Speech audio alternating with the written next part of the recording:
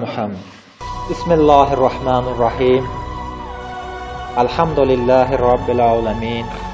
Vel aqibatu littaqva vel yaqin. Vessalatu vesselamu ala eşrefil enbiyayı vel evliyayı vel şuhadayı vel siddiqinen vel salihin.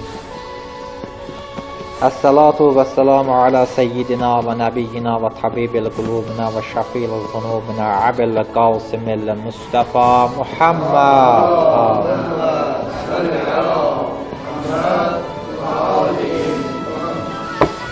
Ve ala ahli beytihi tayyibine tahirinel ma'suminel muharramin siyama hücceti bagiyetillah azam ve ervahil avlemin lilturabil mekdemi ilfida ve lanetullah ala a'daihim ecmain minel ana ila qiyavmi yevmiddin.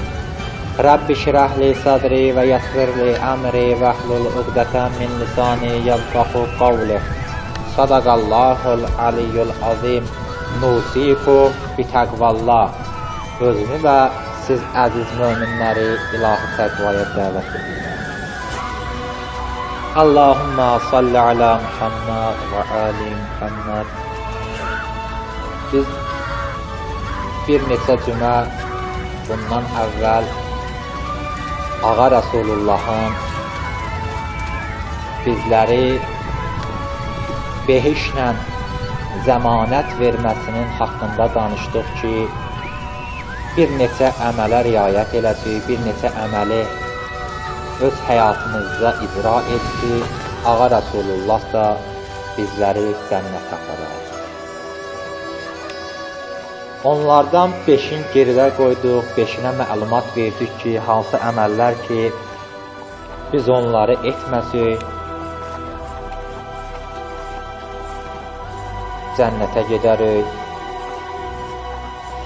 O 5 məsələ ki danışdıq, 5 məsələni ki geridə qoyduq, o 5 məsələnin qəlbimizdə yer tapması üçün Peyğəmbər və Ali Peyğəmbəri ucalı bir salavatla yad edirik. Allahümmə salli ala Muhammed və ali Muhammed. İnşallah ki bugün sonuncu məsələyə toxunacaq ki, o 6 məsələnin sonuncusu bugündür, axırıncı gündür. Bəli, birinci bu idi ki, yalan haqqında danışmayın, dilinizə yalan gətirməyin. İkinci o idi ki, bir şeyi əmin olub əmanət alanda ona xəyanət eləməyin. Üçüncü, əhdüzə vəfa eləyin. Əhdə vəfa eləyin.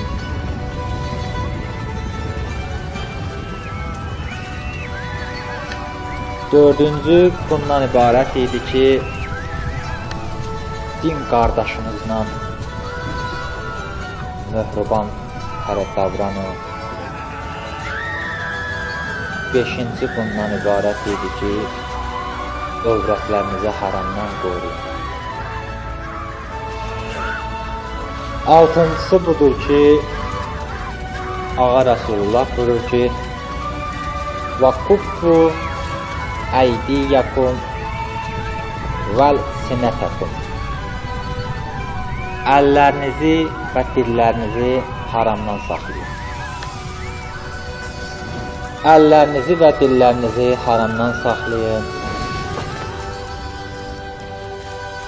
Alimlərdən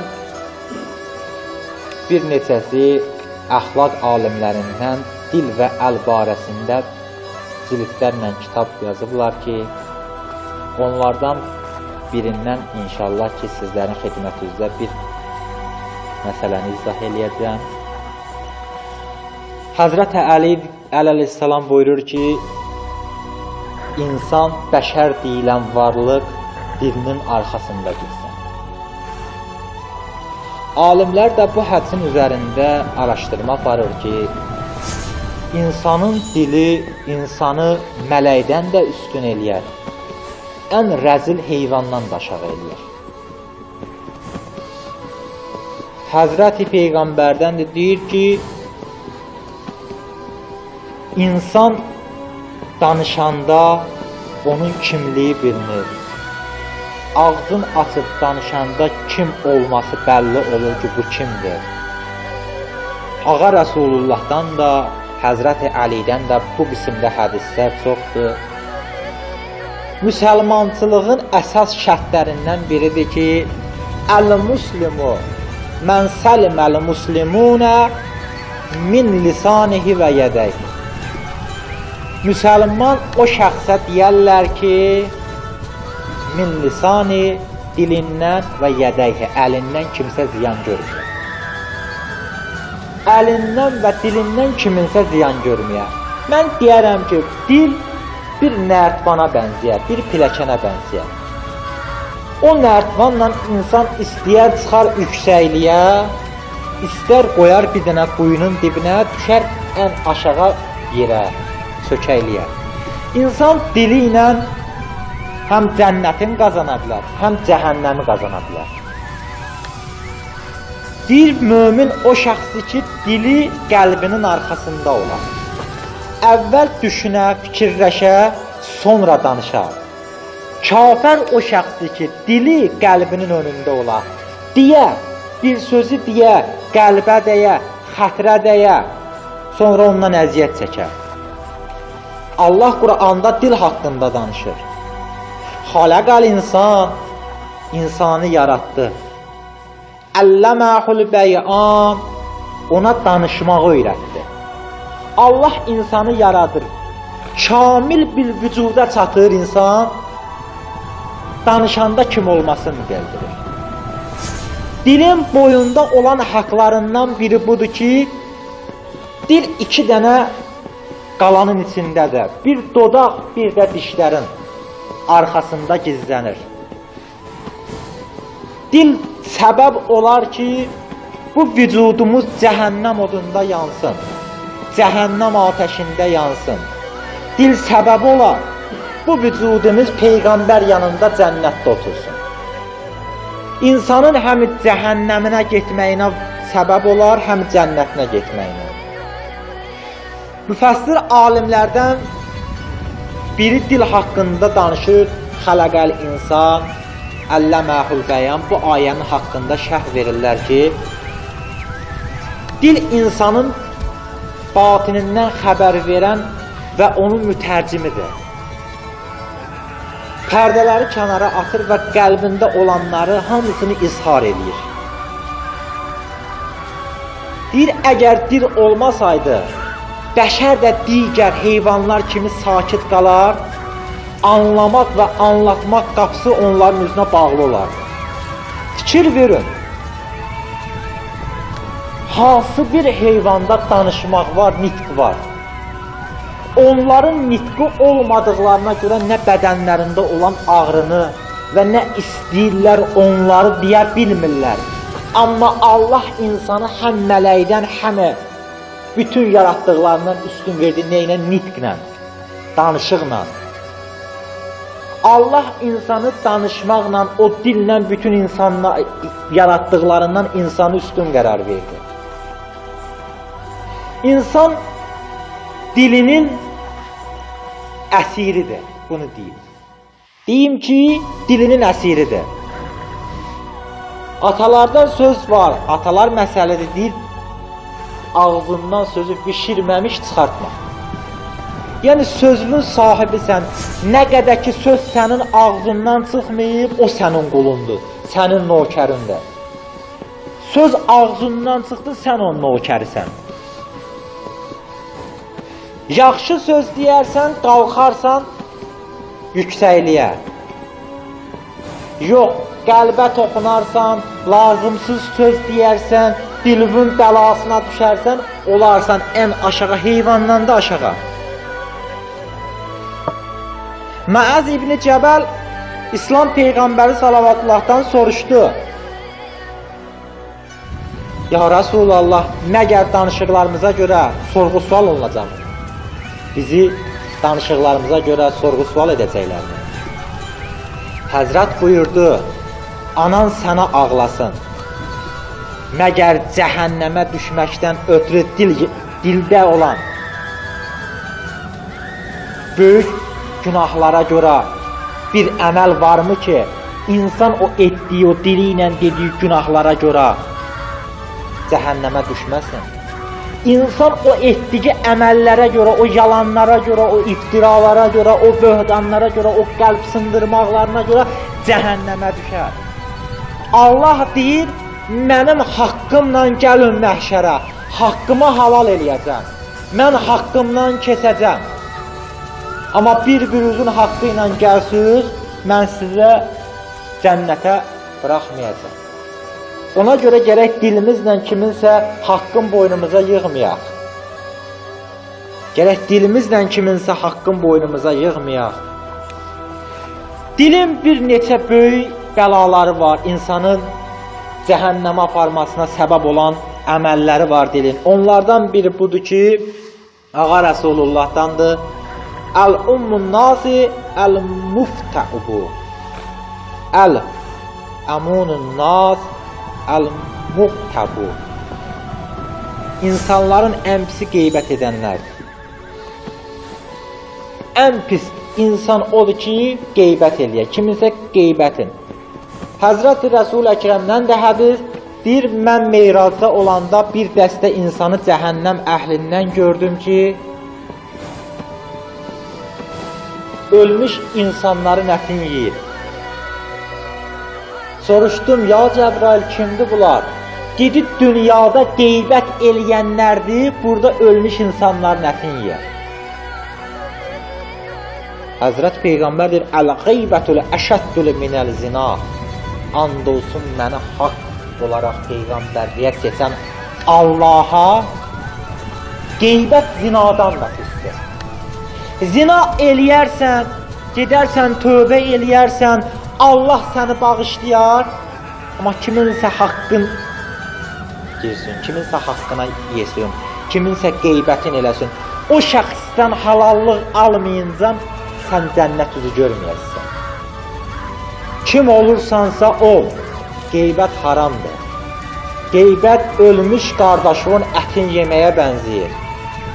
Heç Allah heç kimə göstərməsin, qardaş qardaşın ölümünə dözə bilməz, tab gətirə bilməz.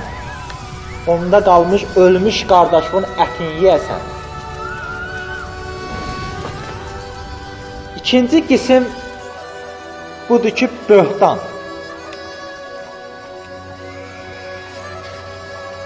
Quran özü bu haqqında danışır. Mömin kişi və qadınları etmədiyi rəftarlarına günahlandırmayın və onları əziyyət etməyin. Əgər o şəxslər ki, onlara əziyyət eləyə, böhtanın ağır yükünü öz boyunlarına yükləyərlər. Bir şəxsə ki, böhtan atalar. Böhtan o şeyə deyərlər ki, o şəxsdə olmayan xisləti, etmədiyi hərəkəti həmin şəxsə nisbət verilər. Əbu Zər Ğiffari deyir, Rəsulullahdan mən belə bir sual elədim. Soruşdum ki, ağa, qeybətin mahiyyəti haqqında bizə danışım. Deyir, mən qeybətin mahiyyəti haqqında soruşanda ağa buyurdu. Din qardaşının arxasınca narazılığına səbəb olar. Biləcək nöqsanı başqalarının yanına danışmaq, onlar çatdırmaq. Bu nədir? Qeybətdir. Deyir, yenə mən suallədim, soruşdum. Ey Rəsulallah, əgər onun özündə olan nöqsanı deyilsə necə? Ağa buyurdu, onda olan eybi özünün olmadığı yerdə danışmaq qeybətdir. Sahib olmadığı nöqsan haqqında başqalarının yanında danışmaq, ona böhtan atmaq. Yəni, böhtan dilin bəlalarındandır. Həcdə olmayan əməli, həcdən xoşum gəlmir, əstağfurullah, uzaq həcdən. Mən kiməsə xoş olsun deyə, kimisə sevindirim, kiminsə istədiyinə tərəf gedim, mən hədiyə, Kərbəlaya böhtan atıb, onun haqqında olmayanı deyirəmsə, bu böhtandır. Bu səbəb olar mənim cəhənnəmdə yanmağıma. Mən çox danışmıram ki, bu məsələlərdən, bunların inşallah gələcək bəhslərimizdə hamısının haqqında xütbələrimiz olacaq. Bir dilin bəlalarından, cəhənnəmə düşməyindən, insanın bədəninin cəhənnəmə aparıb cəhənnəmə salmasından cəhənnəmə odunda yandıran əməllərdən biri də budur ki, töhmət. Yəni, kiməsə biriyle töhmət vurasan. Deyir, duz suda əridiyi kimi mömin qardaşına töhmət vuran şəxsin qəlbindəki iman da məhv olar gedər. O duz suda əriyər, buz günəşin altında əriyər, yoxa çıxar. Mömin qardaşına töhmət vuran şəxsin qəlbində də iman duzun suda, buzun günəş qarşısında əridiyi kimi iman da onun qəlbindən məhv olar gedər.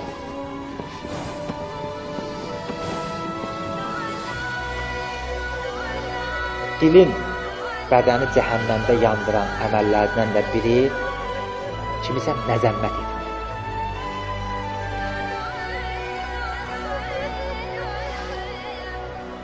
Məzəmmət dilin bəlalarındandır. Həzrəti Peyğəmbərdən də hədis buyurur ki, müsəlman qardaşını məzəmmət edib, danlama ki, Allah ona rəhim, səni isə giriftar edər. Kiminsə yanında qardaşını məzəmmət etmə, abrını aparma. Əgər kiminsə abrını apararsan, Peyğəmbər deyir, and olsun Allaha. Allah buyurur ki, həmin şəxsin dünyada abrın aparmayınca onun ruhunu qəbz eləmək. Kiminsə abrını aparmaq insanı cəhənnəmdə yandırmağa səbəb olar. Dilin böyük bəlalarından da biri budur ki, insan söyüşsün. Həzrət Peyğəmbərdən də hədis buyurur ki, söyüş söyənlər cənnətə daxil olmazlar. Hətta qəlbində də olsa kiməsə söyüş söymə. Dilinə gətirmirsən, qəlbində də söymə. Qəlbində o söydüyün söyüş səbəb olar ki, qəlbində bir dənə kin yaratsın.